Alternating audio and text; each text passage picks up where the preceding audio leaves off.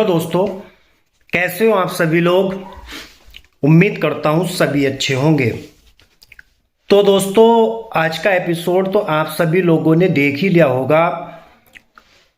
जी हाँ दोस्तों, अब दादी जो है वो सबके सामने अपने पैरों पर खड़ी होने वाली है।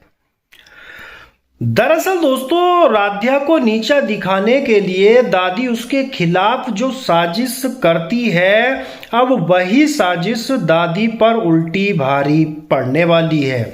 क्योंकि दोस्तों होता ऐसा है, दादी राध्या को सबक सिखाने के लिए, उसे सभी परिवार वालों की नज़रों में नीचा दिखाने के लिए घर की लाइट काट देती है। क्योंकि दोस्तों होता ये है कि राध्या ने जो है दीपावली की डेकोरेशन बहुत अच्छे से की थी, और जिसका जो है सभी परिवार उसकी डेकोरेशन की बहुत ज़्यादा तारीफ कर रहे थे।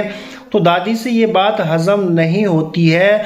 दादी को लगता है कि जिस राध्या को मैं घर से बाहर निकालना चाहती हूँ, वही राध्या सबकी तारीफें बटोर रही है। और इसीलिए अब दिवाली के मौके पर ही दादी जो है वो राध्या को नीचा दिखाने के लिए, सभी परिवार वालों की नज़रों में गिराने के लिए एक बड़ी साजिश करती है। जी हाँ दोस्तों, दादी जो है घर का मेन स्विच काट देती है, जिससे कि सारे घर की लाइट ऑफ हो जाती है। और अब दादी जो है राध्या पर सवाल उठाती है कि ऐसी डेकोरेशन का क्या फ़ायदा जिससे मतलब घर में अंधेरा हो गया है अगर तुम्हें। और अब दादी जो है वो राध्या के सामने शर्त रखती है कि तुम्हें जो है दियों से और मोमबत्तियों से जो है पूरे घर को रोशन करना होगा। लेकिन दोस्तों कहानी में ट्विस्ट वहाँ पर आता है, क्योंकि बुलबुल जो है जब स्टोर रूम में पटाखे निकालने के लिए गई हुई होती है, तो वो अपने बैग में पटाखे भर लेती है।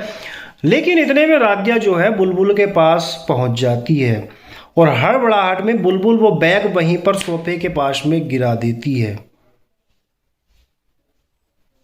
और यहीं से अब दादी के अपने पैरों पर खड़ा होने की कहानी शुरू होती है। दादी ने जो है राध्या को चैलेंज तो दे दिया है कि उसे जो है दियों और मोमबत्तियों से सारे घर को रोशन करना होगा, लेकिन दादी ये नहीं जानती कि उसकी ये चाल अब उसी पर भारी पड़ने वाली है। क्योंकि दादी ने तो साफ साफ बोल दिया है कि तुम घर को दियों से रोशन करके लक्ष्मी का रूप लक्ष्मी बनना चाहती हो घर की, या फिर इस घर में दिवाली के मौके पर इतना बड़ा अपशगुन करना चाहती हो। दूसरी तरफ दोस्तों, राध्या जो है अब सभी घर वाले जो है अपने अपने कमरों में चले जाते हैं, अपने काम से लग जाते हैं। घर में तो अंधेरा हो ही रहा है, और अब राध्या जो है वो दिया जलाने की कोशिश करती है, मोमबत्ती जलाने की कोशिश करती है। लेकिन राध्या का वो डर उसके बीच में आ रहा है, क्योंकि राध्या जो है आग से बहुत ही ज़्यादा डरती है।